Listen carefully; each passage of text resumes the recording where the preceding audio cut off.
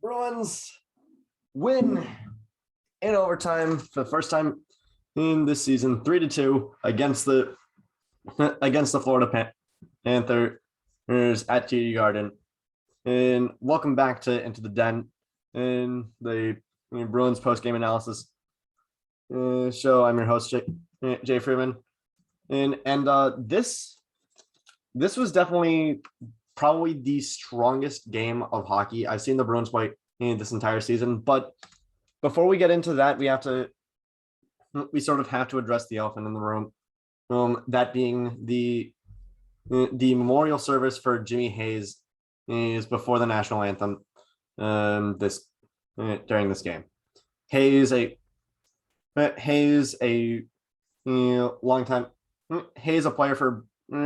who played for both the Bruins and the Panthers in his career. By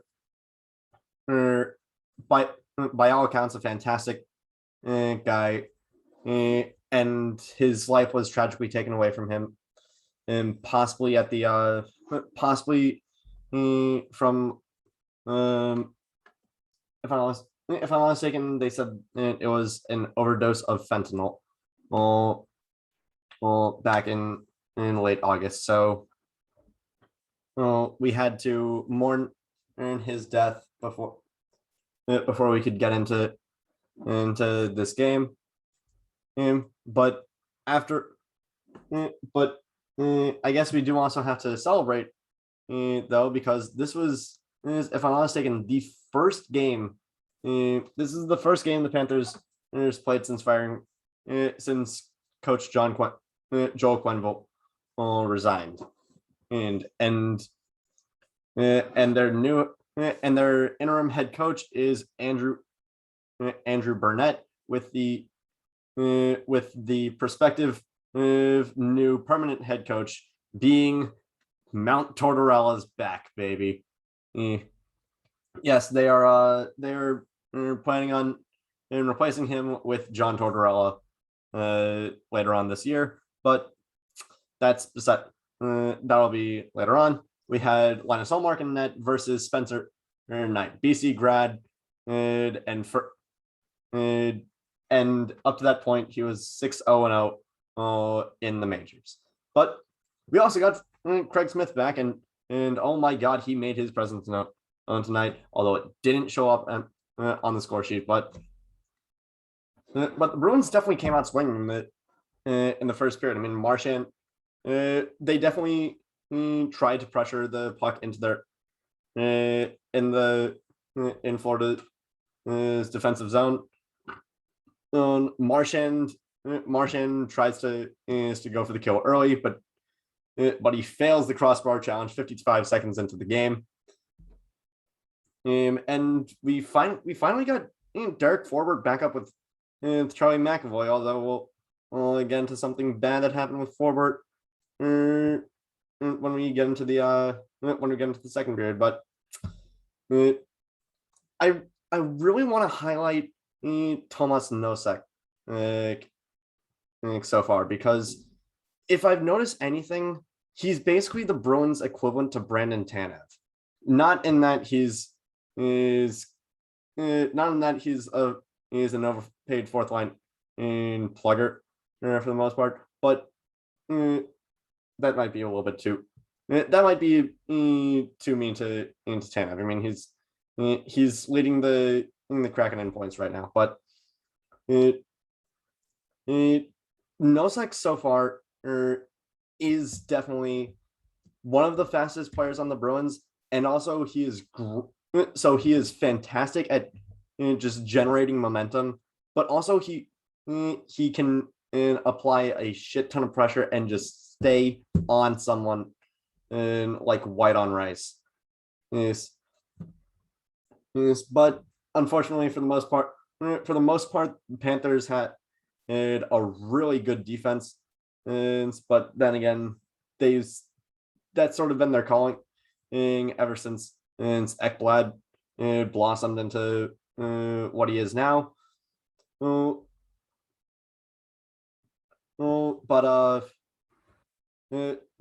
also the Bruins, other than Nosek, they kind of looked a little bit slow starting out. Florida had at the very least two instances where they had the puck in Bruins territory for more than 20, almost 30 seconds, and in like the first 10 minutes of the game. Montour ended up getting 2 in the box for interference, and later on, and the Bruins only had 1 shot on goal all power play. And again, I'll get into that in a little bit. But like with 49 seconds left, I think we had a juicy pass from Hall, sliding it past the defenseman for Charlie Coyle to snipe in right at the top corner to put the Bruins up 1-0. But that ended up taking us into the end of the first period, and then at the start of the second, we had a probably one of the worst line changes I've seen the Bruins go for, probably since Marchand going for that line change that left Pietrangelo wide open in the last seconds of the 2019 Stanley Cup Finals. And ironically, it was that entire line that ended up going for a line change. But Florida has pretty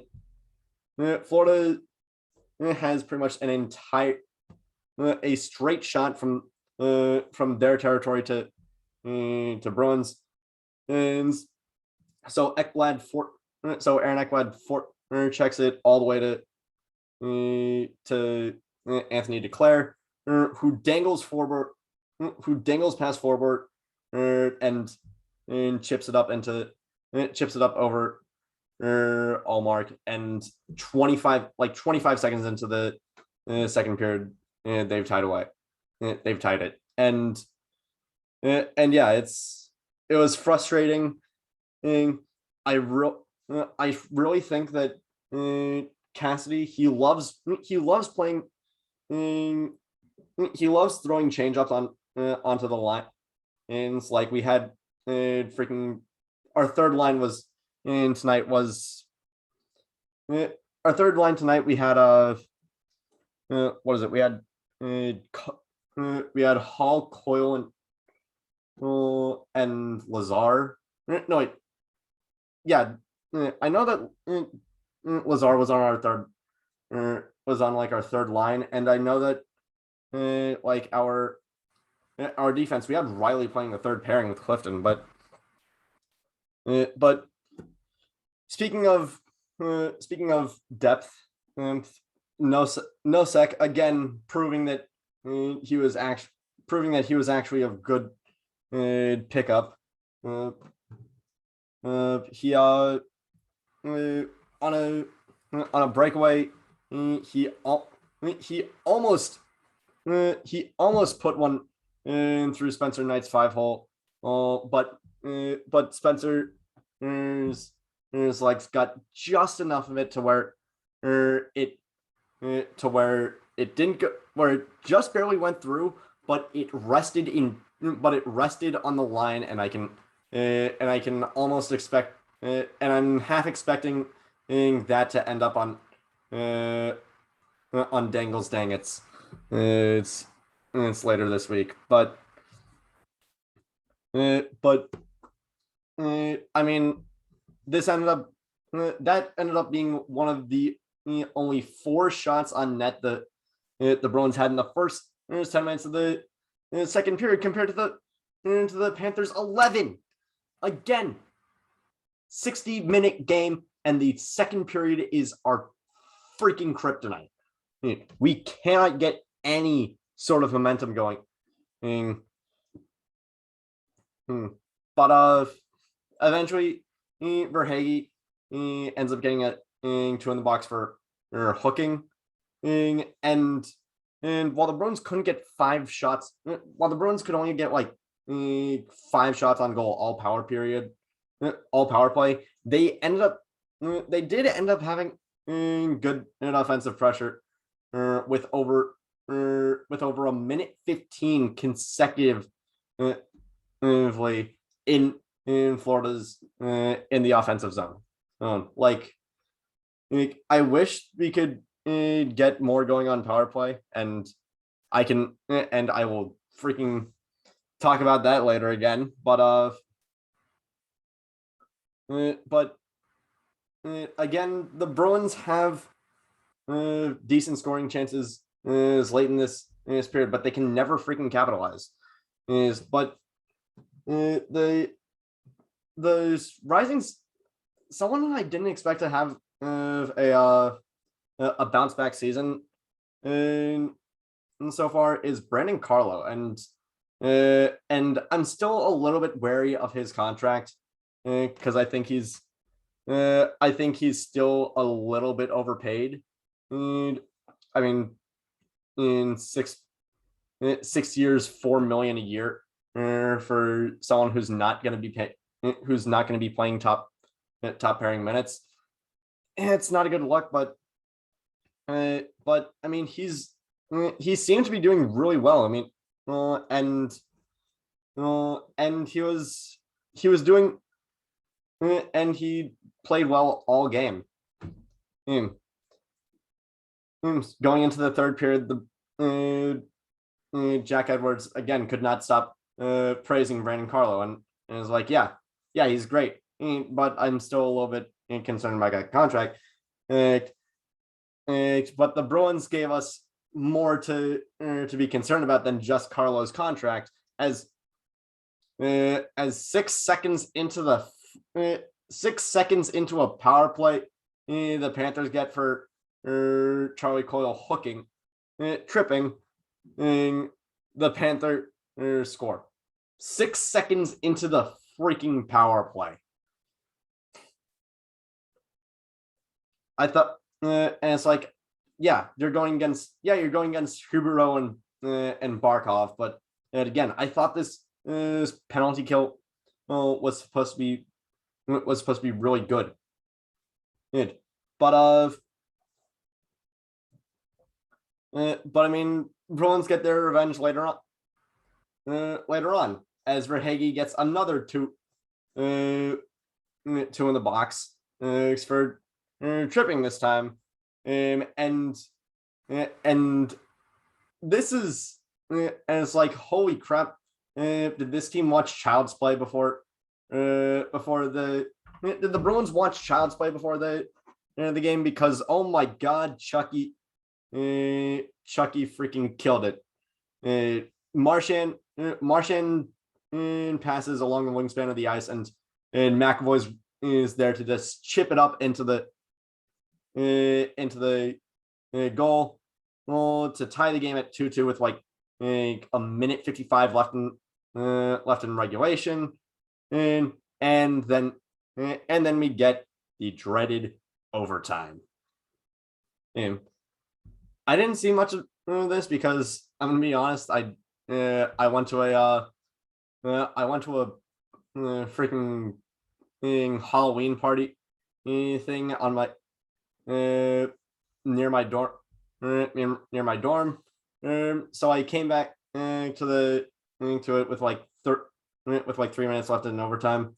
But I did see Pasta almost scoring on a breakaway, and then absolutely nothing happening for the rest of overtime. But with how long Barkov and Huberdeau had the puck in the Bruins' territory, it was just like, oh my gosh, how have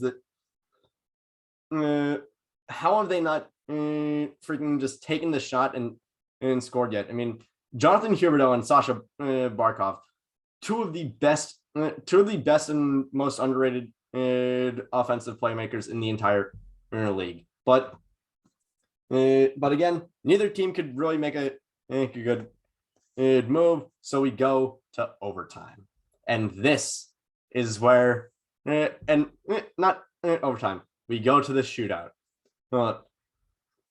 and here is where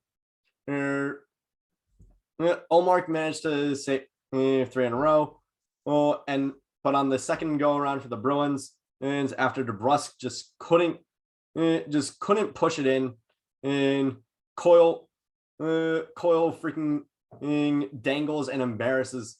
Coyle freaking deeks and embarrasses Spencer Knight until he falls on his face, and then just puts it right behind him, and that seals the deal for the Bruins.